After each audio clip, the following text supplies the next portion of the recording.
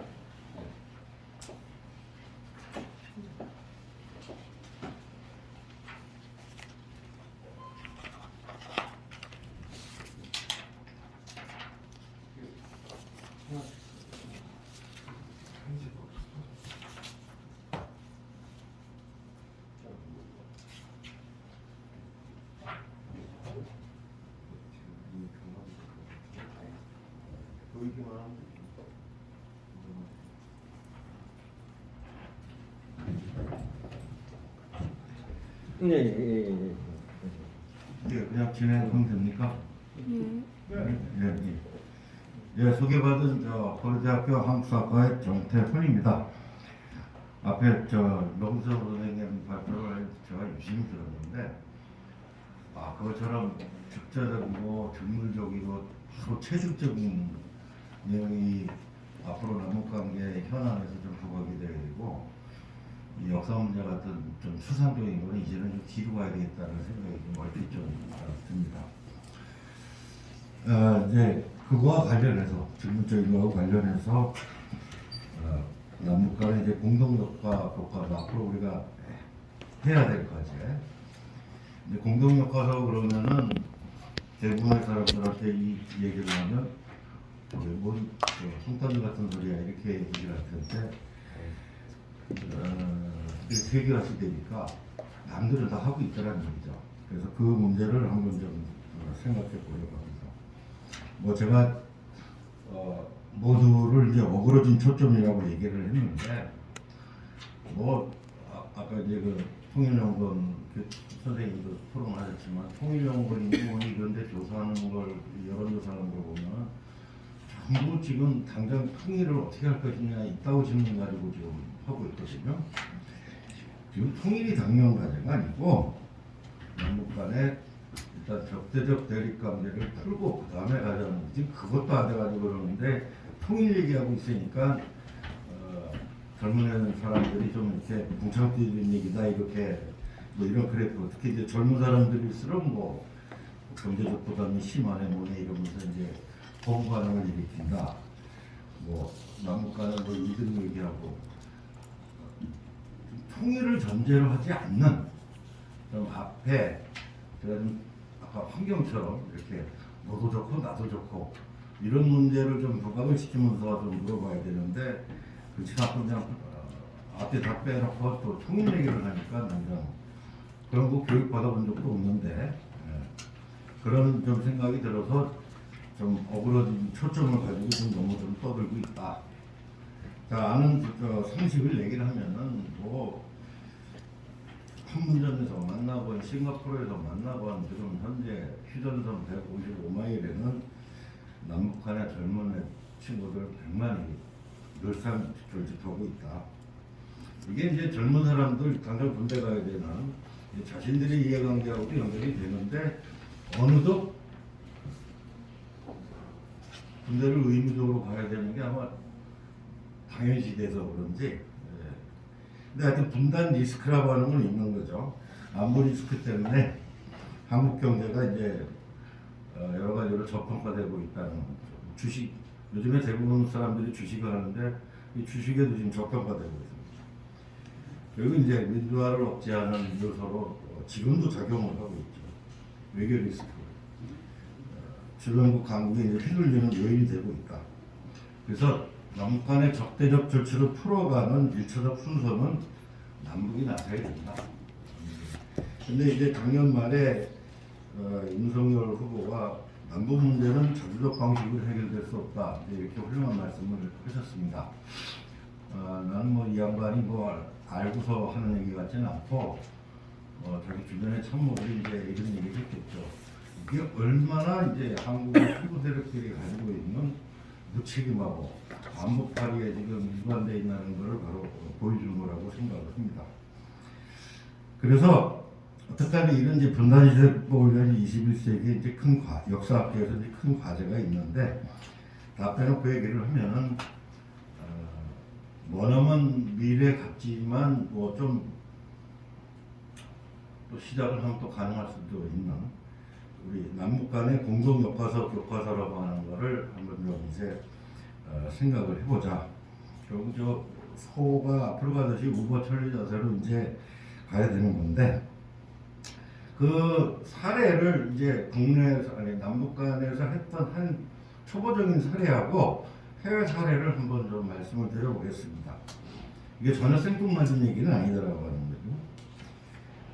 2007년부터 3년 동안에 남북 역사용어 공동연구라고 하는 게 진행이 된 적이 있습니다. 뭐 우리 역사학계에서 구분하는 시기 구분으로 하면 고대 도대군대로 나눠서 대충 한 300개 인물, 사건에 관한 용어를 선정을 해가지고 작업을 했습니다.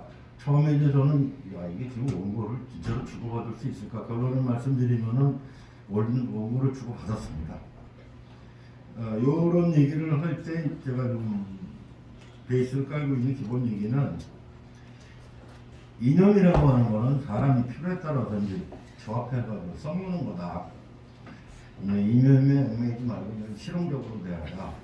이게 이제 주조입니다.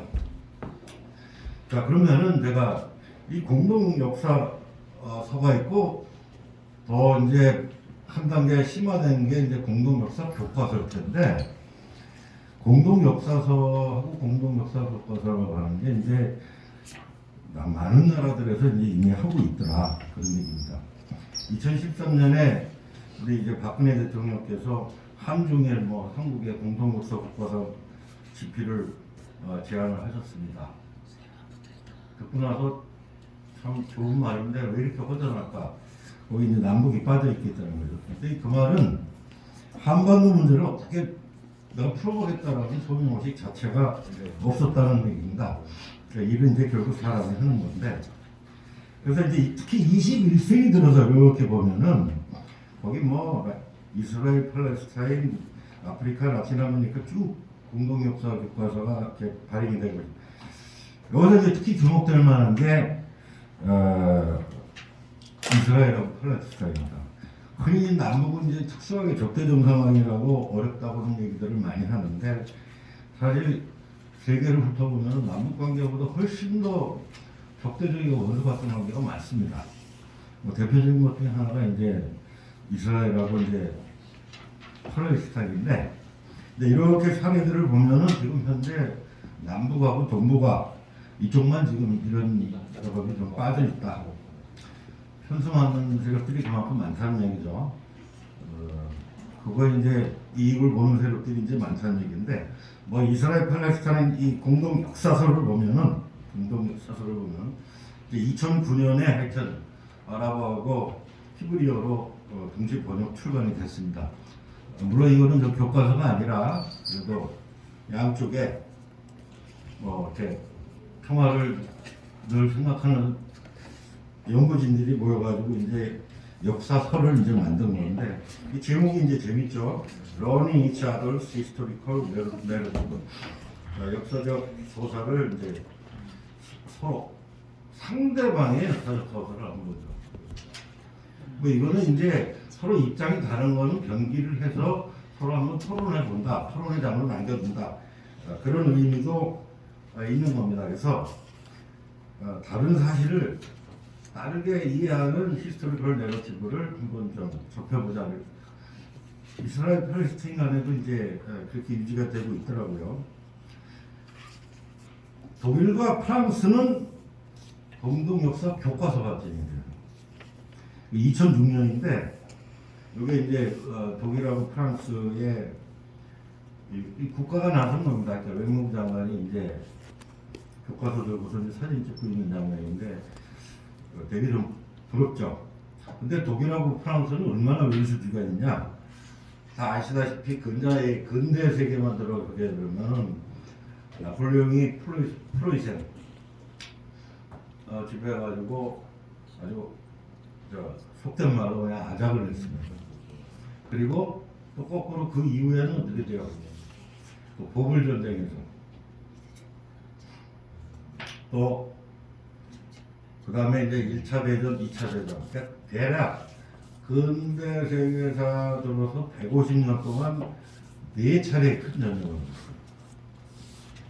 뭐 남북만 이렇게 특수한 원수 관계라고 하는 거를 좀 그런 거를 좀 버리셔야 된다는 거예요. 당연히 역사인식에 이제 큰 차이가 있겠죠. 근데 어찌됐거나 냉전 체제에 들어와서는 2차 대전에 끊임없이 이제 화해 노력을 합니다. 근데 이거는 무엇보다도 그렇게 하는 것이 지들끼리 서로 윈윈 이익이 된다고 하는 게 공감대가 있기 때문입니다.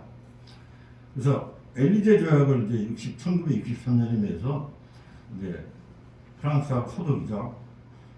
뭐 협력을 한다. 근데 여기 참 젊은 청소년들이 먼저 시작은 2000 몇 년도니까 2006년에 이제 처음으로 청소년들 아이디어에서 시작이 돼가지고 2006년에 처음으로 일본이 만들어졌는데 그게 45년 이후에 유럽 가서요. 그러니까 다시 말하자면은 독일하고 프랑스가 제일 적대 관계가 죽었던 시점을 이제 먼저 시작을 하는 겁니다. 근데 우리가 생각할 때는 1, 2차 대전이나 보불 전쟁, 나폴레옹 프로이센 전쟁 이런 거는 참 공동 교과서로 쓰기가 어려울 것 같은데 이 사람들 결국 쓰더란 말이에요. 근데 이건 뭐냐면은 차이가 나는 거는 경기를 한다. 차이가 나는 거는. 근데 여기서도 공통적인 것 중에 하나는 뭐냐면은 여기 있네요.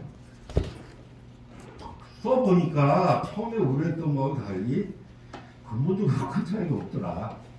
다만 이제 문제는 서로 간에 가지고 있는 그 내셔널리즘 감정인데 정 대립이 돼서 해소가 안 되는 거는 이게 어떤 이렇게 병기를 한다. 이거 우리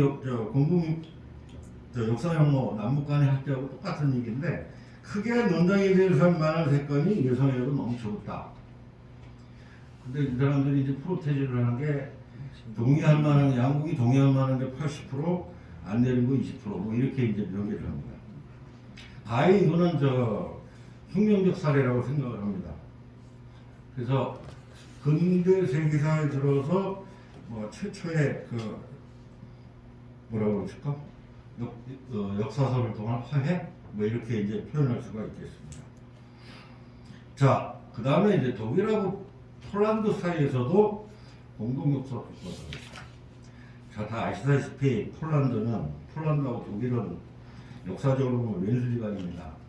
뭐 2차 대전 때 나치가 폴란드 점령한 걸 그 이전에 러시아하고 오스트리아 독일 대국이 연합해가지고 폴란드 영토를 선물해가지고 나라가 성격이 없어진 적도 있습니다.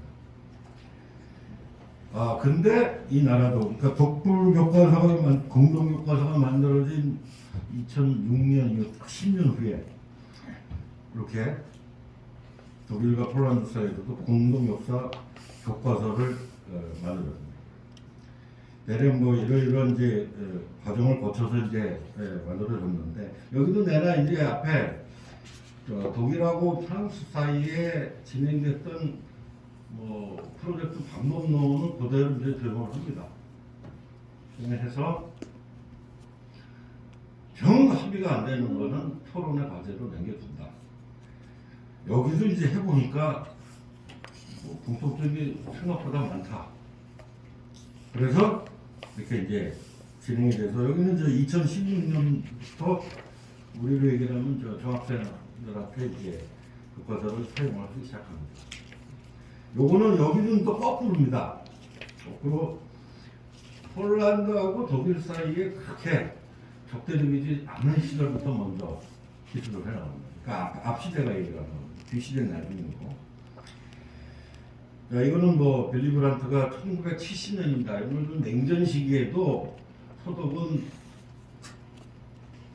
지들 돈벌이를 위해서 독립으로 진질나라 지금 나가고 있습니다. 1970년이면 냉전이 한참일 때인데 이때 폴란드 바르샤바에 있는 유태인 희생탑 앞에서 이렇게 이 사진은 뭐 굳이 표현하면 이 빌리 브란트가 보여준 정치적 제스처는 이 세계적으로 굉장히 유명해진 사진이죠. 자, 그럼 남북 역사 용어 공동 연구라고 하는데 이제 지향점이 뭐냐? 저는 이거를 남북 역사 인식의 남북 연합이라고 합니다. 이거 말이 좀 언어학적으로 안 맞을 수도 있는데 우리 6.15 공동선언 2조에 따르면은 뭐 남측의 연합 제안하고 북측의 나전당의 연방 제안이 이제 서로 공통점이 갑니다.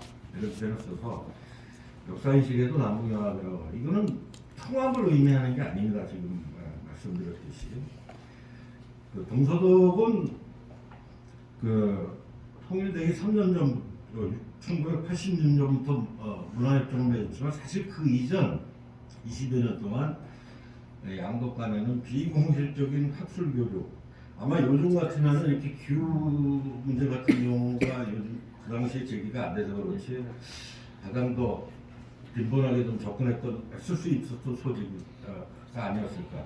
그런 게 20여 년 우리처럼 저 중간에 뭐 지금처럼 안 되고 이런 게 아니라 20년처럼 꾸준히 돼서 그걸 바탕으로 해서 이제 공식적 문화협정이 가능해졌다.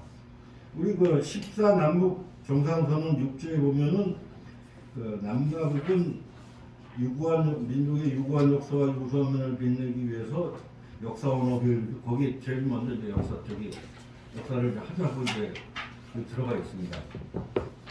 아까 그 명건 선생님 앞에 보면은 기후 문제는 2018년에 이제 남북 간에 이렇게 됐지만은 그래서 성숙한 사회에서는 다양한 역사 인식이 이제 존재한다. 그게 차이 속에서 공존하는 것이다. 심지어는 남한에서는 이제 식민사관까지도 좀 공존하고 있습니다.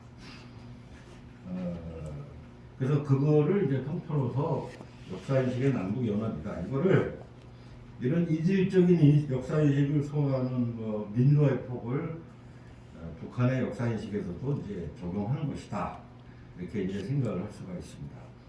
그래서 이하 얘기는 이제 남북 역사 영어 공동 연구를 이제 시작을 해요. 이게 이제 연도를 보면은 2007년입니다. 제가 그때는 이제 그 독일 프랑스 간에 공동 역사 교과서 뉴스만 신문에 뉴스로만 봐가지고 그게 뭐지? 쟤들도 우리만큼 왼수지간 우리보다 더 왼수지간인데 제가 좀 속으로 문화적으로 좀 이렇게 쇼킹했다고 할까요? 그런 거를 좀 받아봤던 경험이 좀 있었습니다. 그래서 2007년에 남북 역사 영어 공동 연구가 시작이 되고 만월대 남북 간의 공동 발굴이 시작이 된 해입니다. 그래서 이것도 이제 처음에는 뭐 여러 가지 곡절이 있었습니다만은 곡절 다음에 이제 소개드릴 것처럼 이거 하자니까는 북측은 뭐 아직까지 학자 대 학자로 만나는 게 아니라 남쪽 학자 대 북쪽 민화역 그 다음에 보이부 이렇게 만납니다. 민화역 보이부가 이제 허가를 해야 이제 이게 사업이 이루어지는 겁니다. 열심히 이제 제가 이 얘기를 했더니 이 연구가 동남 화해 분위기에 역행하여 고영이 쌍방 역사 연구에 최종을 부각해 대립을 강화시키는 걸로 간다. 이때 2007년은 이제 너무 교류가 좀 잘 되고 있을 때니까 참을기 없는 행위 하지 마라. 이 친구들이 이제 그 평양 가서 얘기했더니 그렇게 혼나고 왔대요. 그래서 어떻게 합니까? 그래서 사전조사 해봤다. 내가 해봤더니 역사 영어와 차이가 생각보다 크지 않다. 그러니까 어떻게 공교롭게 독일, 프랑스가 했던 얘기가 저도 똑같이 나오게 됐네요. 대립적 차이도 있는데 그 이제 다음 단계로 공존할 수 있는 방법론을 이제 준비를 해야 된다. 그러면은 정 그렇게 걱정이 되면 1단계 먼저 하고 내용 검토한 다음에 2, 3단계로 나갈지 안 나갈지 논의하자. 근데 결론은 이제 공동연구 끝나고 나서 우려했던 대로 차이만 부각되지 않고 이거 뭐하러 했지 할 정도로 차이점이 없어서 2, 3단계는 순차적으로 잘 진행이 됐습니다. 그래서 용어도 바꿨어요. 사업 명칭도 남북역사 용어 비교 용어가 아니라 공동 용어로 이렇게 바꿨습니다. 물론 지금 현재로서 안 되는 부분 많아요. 특히 이제 북한에서 현대사라고 칭하는 혁명 역사. 이게 김일성이 화성을 이륙 다닐 때 사도제국주동맹이라는 이제 학생 단체 만드는 거를 북한에서는 현대사 인식으로 기술을 하면서 이게 그 이후의 역사는 이제 남북 북한이 이렇게 어디서 이렇게 서로 적정을 맞춰야 될지 어려운 점이 있는데 그래서 이제 학예론을 하고서 그 다음에 이제 걱정이 된 게 이 아들이 또 지들의 혁명 역사 인식을 결사반출한다고 그래가지고 최근 현대사까지 하자고 또 어쩌나 서로 걱정하고 있었는데 그건 똑같아요. 남이건 북이건 이렇게 사업을 하는 사람의 입장에서 들어보면은 이거는 북한 사람이 먼저 대립 부관시키는 상황을 뺍니다. 그래서 1920년대 이후는 우리 남조선 선생들은 택도 없을 테니까 빼고 정확하게 북측 인사하는 얘기입니다. 3.1 운동까지 합시다. 속으로 얼마나 싸울 일이 또 없는 거 아니에요? 그래서 3.1 운동까지 이제 하기로 하고 해서 금강산도가 이제 2층 로비에서 싸우려 풍차 먹으면서 몇 시간 이제 죽치고 앉아서 이 인물 사건에 대해서 총 900여 개의 용어를 이제 뽑았습니다. 이 북한에서는 조희승 사회과학원의 역사연구소 소장이 이제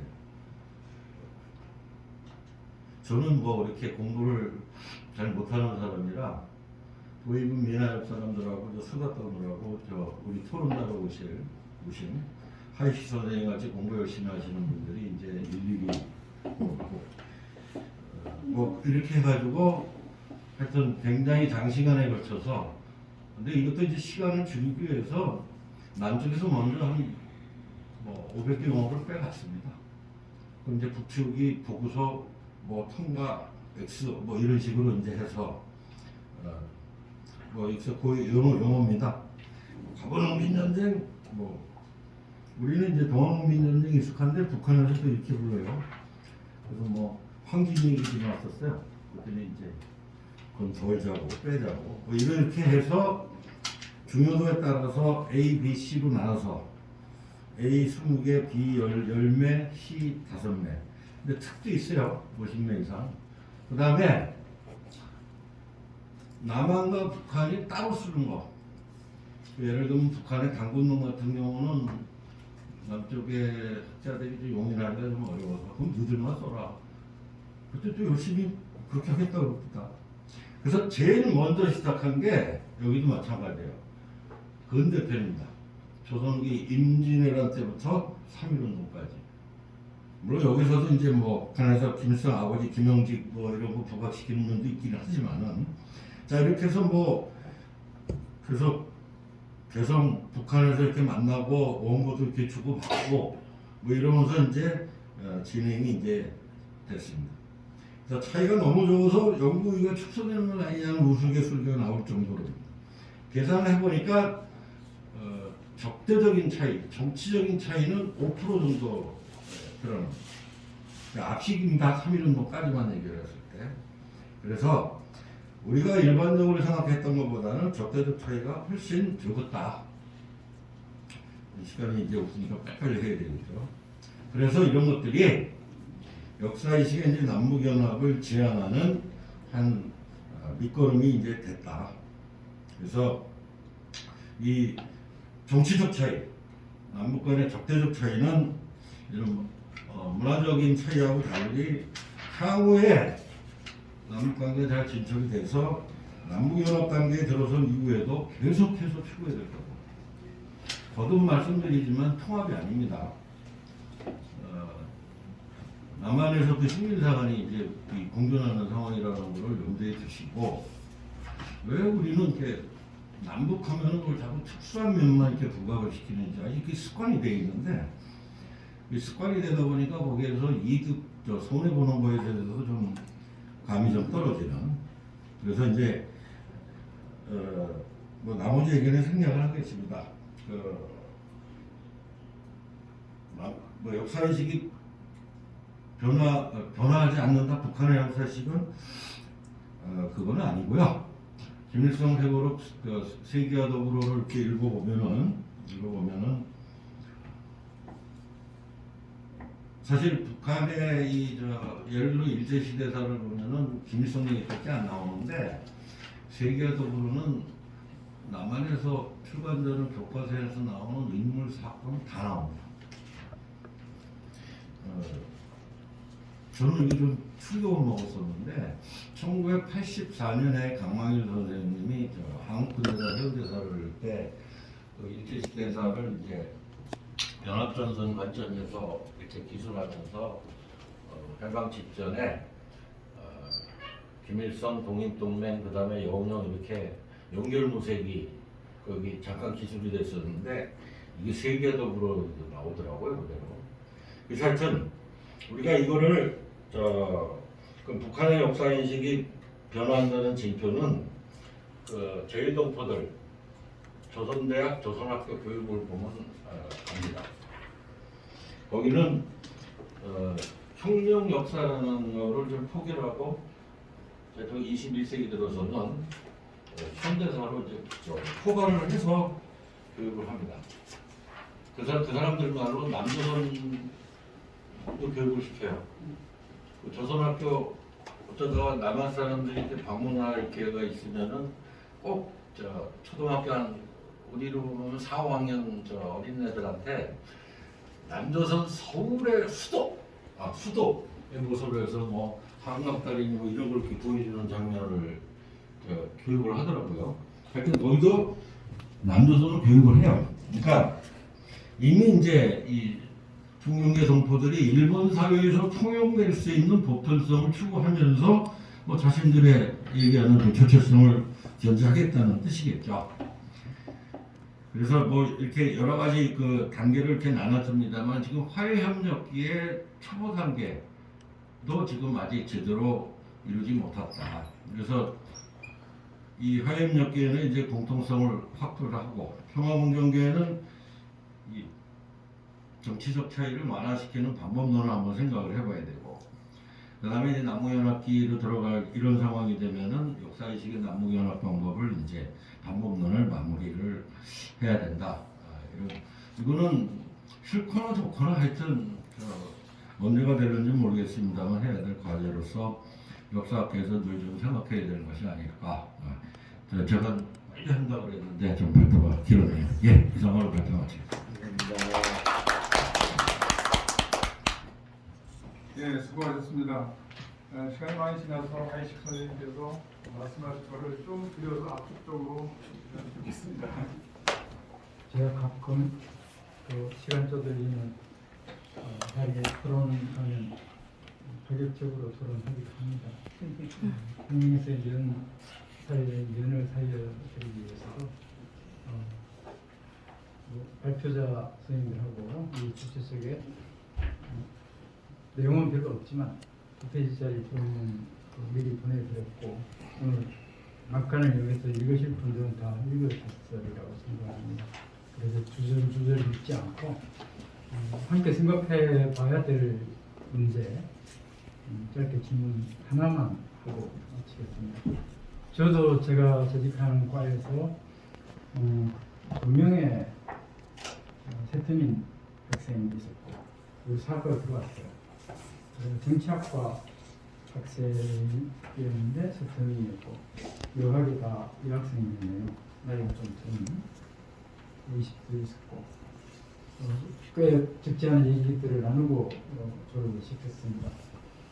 그 경험하고 또 정용 선생님께서 정리를 굉장히 잘 해주셨지만 결국은 공감 정리이고 다만 거기서 뭐랄까 조금 서울이 다르다고 할까요? 그게 제가 역사영어 공동 연구를 작업을 같이 하면서 조금 크게 느꼈던 게 남과 북이 확보하고 있는 일반 대중은 물론이랬나 국적 연구자 기준으로 생각하면 확보하고 있는 역사 지식의 양이 남과 북에서 이미 엄청난 차이를 가지고 있게 됐다. 그걸 이렇게 느낄 수가 있었거든요. 그래서 협력기든 공정기든 간에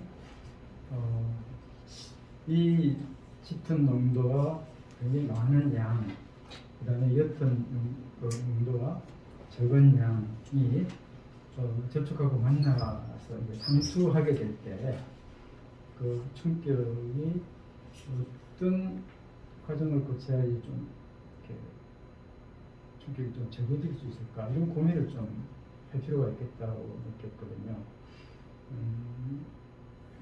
그래서 독일이 통일되고 나서 동독의 역사학자들 상당수가 직장을 잃었다고 이제 알고 있는데 그 이유가 어떤 인연적인 측면에 있어서 그런 것도 있겠지만 사실은 비슷했을 것 같습니다.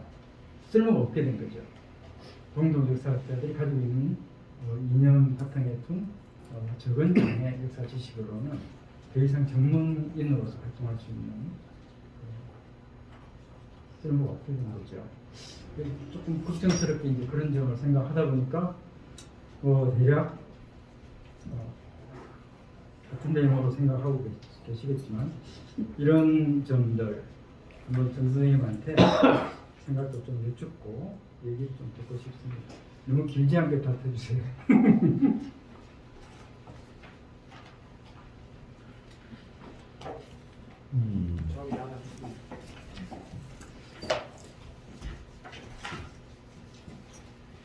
어저께 이제 토론을 와가지고 고민을 좀 했었는데, 맞습니다. 남한은 그동안에 한 3, 4년 동안에 역사가 많이 활발해져가지고 사실이 이제 많이 밝혀진 거는 있는데, 이거는 남한과 북한은 뭐 이런 인문화뿐만 아니라 여러 면에서 특히 경제, 자연과학 이쪽으로 들어가면 그 격차라고 하는 거는 뭐 이루 말할 수 없죠. 근데 다른 부분은 제가 잘 모르니까 이렇게 역사학적으로만 이렇게 보면은 저는 역사 인식 방법론이 더 중요한 문제라고 생각을 합니다.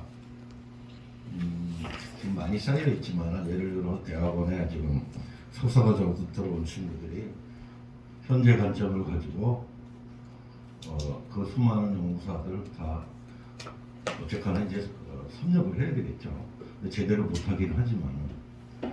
근데 이게 뭐 웃기는 비유일 것 같은데 저는 뭐 역사 공부도 좀 안 한 사람이 대학원 와서 처음으로 역사를 시작한 사람도 오늘날까지 교수 잘하고 있잖아요. 그러니까 너무 이렇게 어떻게 보면은 한 선생님 지적한 게 굉장히 중요해요. 저라고 저 북한 학자들하고 왜 얘기할 때 속으로 아씨 이런 것도 모르나. 속된 말로 얘기하면 보성전문학교 뭔지 아냐고 모를 수도 있어요. 근데 그런 양적인 팩트에 대한 인식 문제는 보다 더 선행하는 것이 여러 역사인식하고 역사 방법론에 관한 문제다라고 하는 게 저의 이제 현실적인 생각입니다. 예를 들어서 뭐 교과서를 이제 쓰기 시작한다 그러면은 뭐 누군가 먼저 초안 들어가면 빨간 걸로 저거 하면서 수십 차례 이제 또 세미나를 하고 이래야 되겠죠. 그런 상계가 된다면 사실은 그러면서 또 서로인 측면도 있고 북한 학자들이 한 분야에 대해서 뭘 공부를 하려고 하는 사람들이 있는데는 지가 모르는 거 나오면 얼마나 배우려고 그랬습니다. 우리가 현실적으로 저 개선 많을 때에서 공동발굴 할 때 보면 전 잘 몰랐는데 이 발굴도 새로운 기술 뭐 이런 게 엄청 많더라고요. 기계.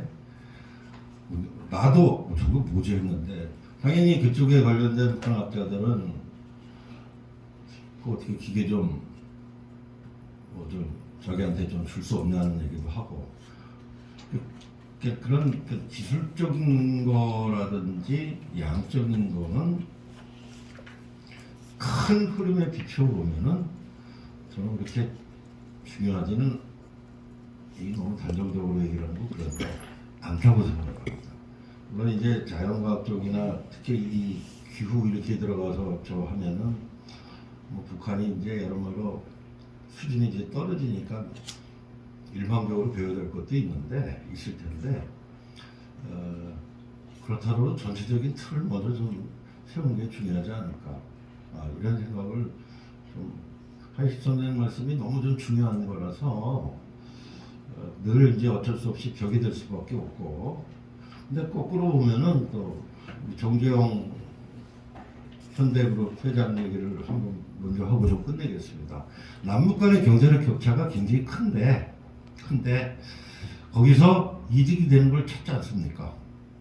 개성공단들 지금 뭐 다쳤지만은 개성공단 사업 들어가는 사람 중에 손해봤다는 사람 한 사람도 없습니다. 그러니까 이제 이거는 정지영이라고 하는 큰 장사꾼이 큰 디자인한 그림을 이제 그린 거였는데 저는 뭐 이런 남북 간의 경제협력이나 이런 하여튼 교류 협력을 통해서 뭔가 서로 간에 이득 찾아야 된다는 걸 그것에 자꾸 저 터덜는 사람들한테 늘 그런 얘기를 해. 아주 신자유적인 방식으로 너 정지영만큼 돈 많이 벌어봤어? 돈도 못 벌어본 놈이 수학적으로 얘기를 한다고 이제 그런 얘기를 하는데 역사 교류도 여러 면에서 격차가 있는 건 현실이지만 그들은 그들 나름대로 하겠죠. 저는 뭐 그렇게 그거에 대해서 그렇게 단기적인 시간 같지는 않고 뭐 방법론이 더 중요하다. 역사 인식의 큰 거시적인 틀을 세우는 게 더 중요하다. 뭐 이런 입장입니다. 네. 뭐 너무 짧게 말씀드린 것 같아서 사실 정 선생님하고 생각이 다 틀려서 생각했는데 그렇기 때문에 제가 드린 질문도 그렇기 때문에 가능하면 남북의 역사 분야에서도 접촉면을 늘리고 횟수를 늘리고 그러면서 교류해 나가는 것밖에는 도리가 없거든요. 짧게 접해본 제 경험으로도 에피소드 하나 말씀드릴 건데요. 유물을 많을 때 발굴해서 유물을 실측하고 3차원 스캐너, 3D 스캐너를 그 사람들이 꽤 좋아했어요. 처음 보는 물건이고 경이로우니까 글자를 읽는 때도 그렇고 이거를 바로 복제를 해내니까 화면으로 그래서 그 지원을 해줬죠. 지원할 겸 이제 소프트웨어 다루는 게 필요하니까 이만한 방에 평양 역사박물관 이만한 방에 기계 타고 노트북을 설치해놓고 남쪽에서 교육을 시켰거든요. 문화연구소 사람들하고 기계를 다루는 교육을 시켜서 아침에 9시에 출근해서 한 20명 모아놓고서 집중적으로 교육시키고 점심 도시락 먹고 또 교육시키고 퇴근 시간 끝나고 나면 남쪽 사람들이 숙소로 들어오고 분명히 이 상태로 놔뒀는데 다음날 아침에 출근해보면 바뀌어 있대요. 누가 만진 거죠. 그 사람들이 밤새 한번 더 해보는 거예요. 그 학습률이라고 하는 게 대단하다는 걸 느꼈거든요. 그래서 역사 분야에서도 아무리 까다롭고 서로 다른 게 많다고 하더라도 그쪽 자주 접촉하고 만나고 서로 배워가면은 해소될 수 있는 것이지 불가능한 걱정을 제가 말씀드리는 아니에요. 마칠게요.